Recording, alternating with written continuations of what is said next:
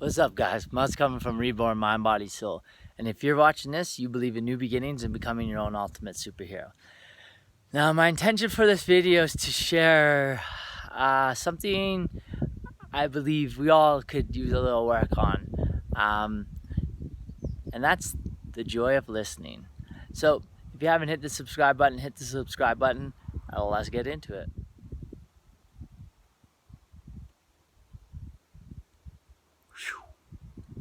Listening.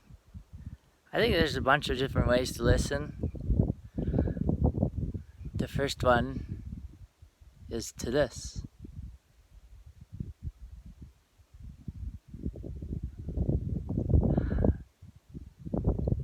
The nothingness, the empty space, the no words to put to it. When do we gotta listen to that? Come to nature and just be. Just be. Then there's listening to your thoughts. Paying attention. Can you hear nothingness? Or is the mind too chattery? Most likely it is. But that's okay. It takes time to practice that space of nothingness. You get it between the inhale, hold for 4, exhale, hold for 4. And in that 4-second hold, you have the ability to be nothing, essentially. And that's okay if you're hearing your thoughts, because you should hear them. You should see what's running you.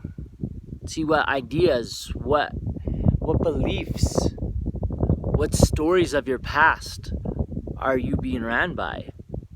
Am I being ran by? Listen to those thoughts. You got a lot of them, about 62,490 of them a day. It's quite a bit of them, a lot to listen to. So you don't have to listen all the time. That's why we distract ourselves so we don't listen. But oddly enough, if we were to listen, it would help us out. Now, listening when someone's speaking. They say that we have 2 ears and 1 mouth. Use them appropriately. So, when you're listening, are you listening to talk? Who am I talking to right now? Am I talking to you? I don't know. You tell me. But when you're listening, are you waiting for your little thing to come in? You waiting to get... They say this little thing and then you get... I've seen this. I exaggerate this for you guys so you guys can see what I'm seeing. But and it's cool because I don't even have to see it. I just have to talk on a conversation on a phone. And I'm not speaking from ego. I'm speaking to exaggerate. I'm an expressive guy, so I never get offended by my exaggeration. Because I exaggerate it to the very far. I go very far of what it actually is, but just for the sake so that you can see it. Because sometimes these things are so subtle. So if you can remember my acting, essentially, my intention with that is to, maybe you could observe that in yourself. And I know some people that I'm connected to could use this. And I know that I could use it at times in myself as well. So in my teachings, it's also me learning at the exact same time. And what a beautiful process. So when someone's speaking and you get your little thingy come up, and let's say, I'm going to just say a big one right now. I actually don't even want to bring that into the example, to be honest. Okay, just for the sake of it. Say I am speaking about the Toronto Raptors and you are a whatever fan. When I'm speaking about them and I say something about them and you get a little come up in you, it's like you can't even pay attention now because you've been triggered. And are you listening to listen? Or are you listening to respond? Are you listening to answer?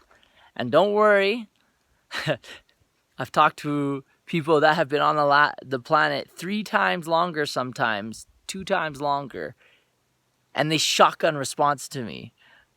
And then I have to pause. I'm like, are you listening to respond to me? Because I'll say, you go first. You say all your things you need to say. I'll sit here and I'll listen. Because I have 2 ears and 1 mouth. I should use them appropriately. So when someone's speaking, are you waiting just to respond? Is this thing getting in the way? Probably. It does for most of us. And that's because there's no meditative practice. Guys, my hope in sharing this, my intention with sharing this, is to share some truths. And if this is triggering you, it's working. It's meaning that is what I want it to do. I want you to kind of get a little bit of agitated by me. It's a good thing.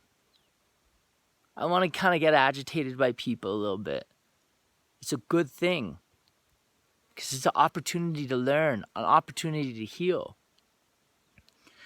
Last stage of listening to your body. Ooh, yeah.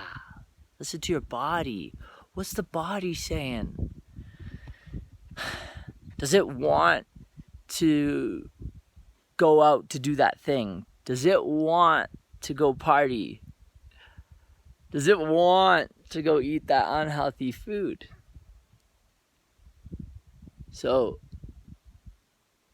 it's important to listen to our body. Listen to it. What does the body want? Is the body tired? Does the body need to just chill? Most likely. It's pretty chaotic being a human being right now. Most likely it needs to chill.